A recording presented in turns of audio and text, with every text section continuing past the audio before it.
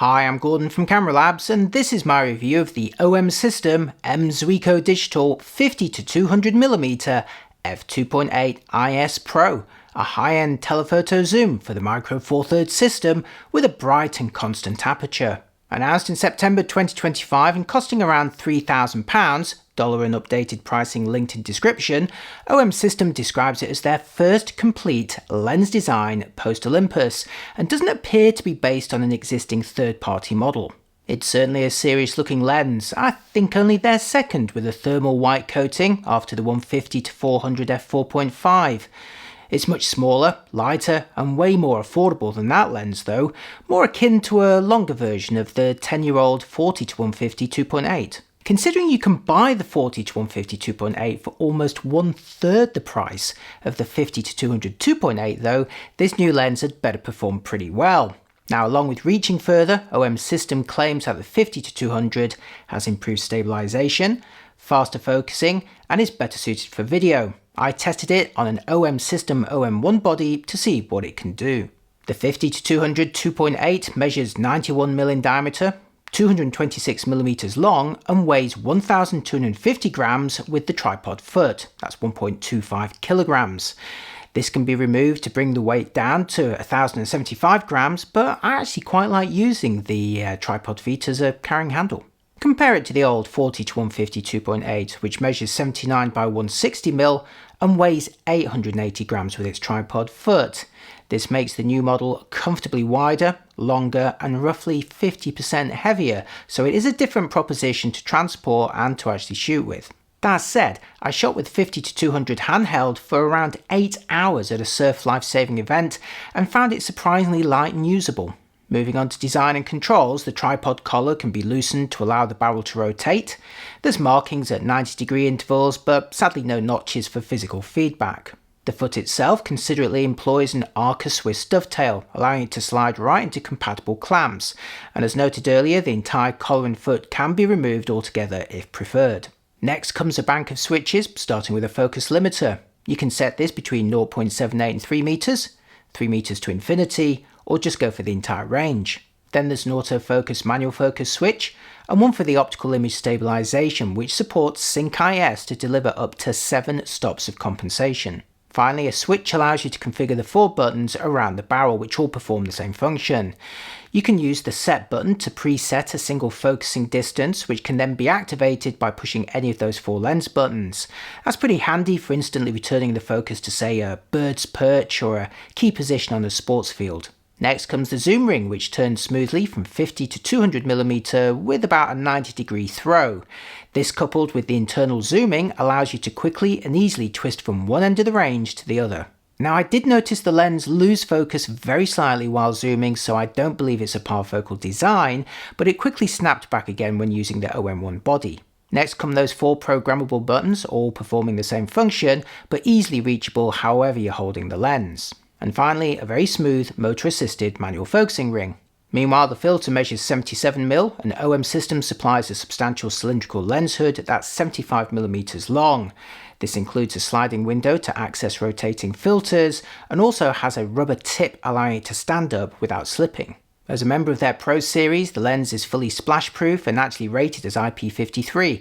And again, I put it to the test on a windy day at a surf life-saving event at a beach where there was a lot of sea spray and sand flying around. As you'll see, it performed admirably with no issues to report at all. Now for the range, with the 50-200 delivering coverage that's equivalent to 100-400 on full frame. It's also compatible with both the 1.4 and 2x teleconverters.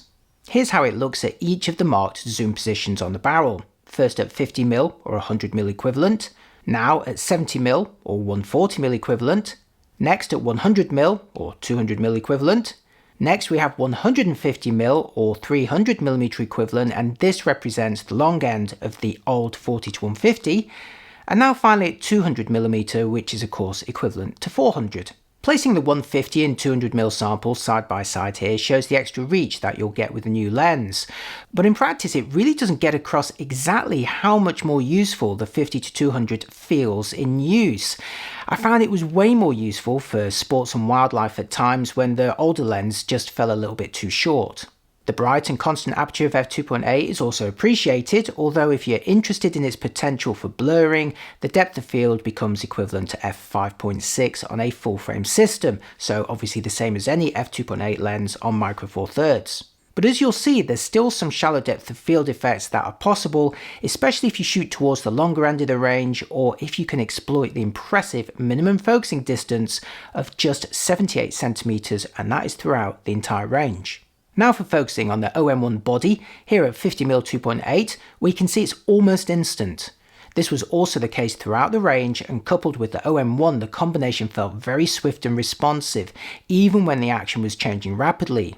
I also found that the lens was essentially bereft of focus breathing. How about a moving subject in video? Here's the lens at 50mm f2.8 with the OM1 set to human subject detection across the whole frame, and this is also going to give you an idea of the depth of field and breathing. As I move back and forth, the system does take a brief moment to react. That could be a setting on the OM1, but it does smoothly bring me back into focus again. Next, for the quality with a distant real-life subject, in this case Brighton Pier, angled as always so that details run into the corners. You're looking at the 50-200 at 50mm 2.8 here, so let's now zoom into the middle for a closer look. Here the details are sharp and crisp, with no visible benefit to stopping down any further. So let's head into the corners of the f2.8 sample, where again the details are maintained with little to no benefit to stopping down any further. Next, let's take a look at the lens at 100mm, here at f2.8. Taking a closer look in the middle again reveals very sharp details right out of the gate, with no visible benefit in the middle to stopping down any further. So now let's head into the corners of the 2.8 sample, where again the details are maintained at the maximum aperture. Stopping down again brings little to no benefit in sharpness. And finally at the long end of the range at 200mm f2.8.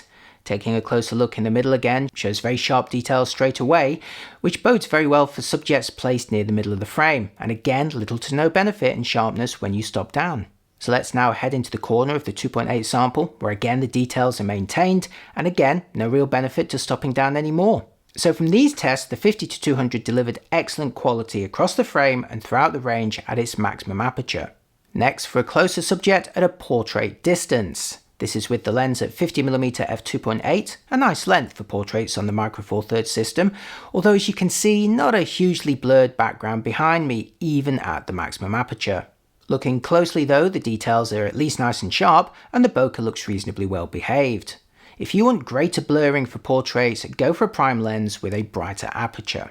Here's another portrait, this time at 100mm 2.8. Now I've had to stand quite a bit further back here, so I'm now closer to the rear garden wall. As such, there's not a great deal of separation between me and the background, but again the details are at least sharp and the bokeh looks well behaved again.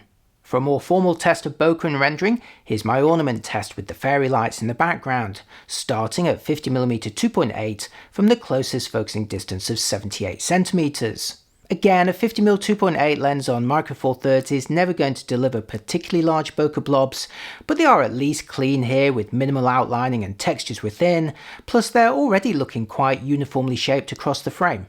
As I gradually close the aperture, the blobs of course shrink, but remain mostly circular with the shape of the diaphragm system keeping out of the way for now. Next at 100mm 2.8, again with the same 78cm minimum focusing distance, where the ornament and blobs have of course grown in size. Here they're now looking quite nice, mostly rounded and again minimising unwanted artefacts. You can also get a hint of the macro capabilities given that star measures only 4cm across. As I close the aperture you can begin to see the shape of the diaphragm system, but the blobs are still looking uniform and well behaved. So finally, here's the lens at 200mm 2.8, where again the minimum focusing distance remains 78 centimeters. Now at this point it's actually capable of delivering 50% or 1:2 magnification, which is pretty impressive stuff and gives the lens a lot of flexibility. Pop on a 2x teleconverter and it'll capture 1:1 macro. The blobs at this point have become enormous, and again avoid any undesirable textures within. As I gradually close the aperture, their size more easily reveals the shape of the diaphragm system, but I actually quite like the effect. And now as I wrap up this review, I'm going to show you some sequences of the lens and body in action for surf lifesaving, as well as of course Steven Seagal and his friends around Brighton. The OM System 50-200mm 2.8 is a welcome addition to the micro four thirds system, and already becomes a new favourite for close range wildlife and sports. In my tests, the quality was pin sharp across the frame and throughout the range with the aperture wide open. The minimum focusing distance of 78cm also gives you 1 to 2 macro capabilities when zoomed to 200mm, and from this distance there's some lovely bokeh to be had. As importantly, the focusing is almost instant. The image stabilization was rock steady, the lens supports 50 frames per second with AFC for compatible bodies, and the overall build quality is excellent, meaning that you can confidently use this for capturing fast action in tough environments. Now, when I was first briefed about the lens, I was a bit skeptical whether it could actually deliver decent value for money, given that the older but still popular 40 to 150 2.8 can be had for almost 1/3 the price. But once I'd used the new lens in person for photographing large birds and close to mid-distance sports, I was more convinced. The overall handling was exemplary, easily snapping onto the subjects while the OM1 effortlessly tracked them across the frame.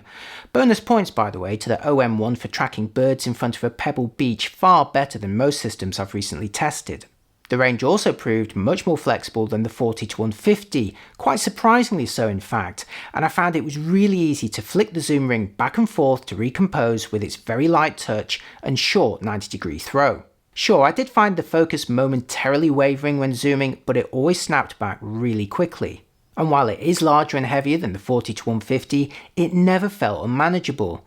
As mentioned in the main review, I handheld it for about 8 solid hours while photographing a surf life-saving event, and I never felt fatigued. The lens also handled the conditions, which were windy with spray near the sea and loads of sand flying around. I started the day feeling cautious, but ended it very confident in the performance of the lens.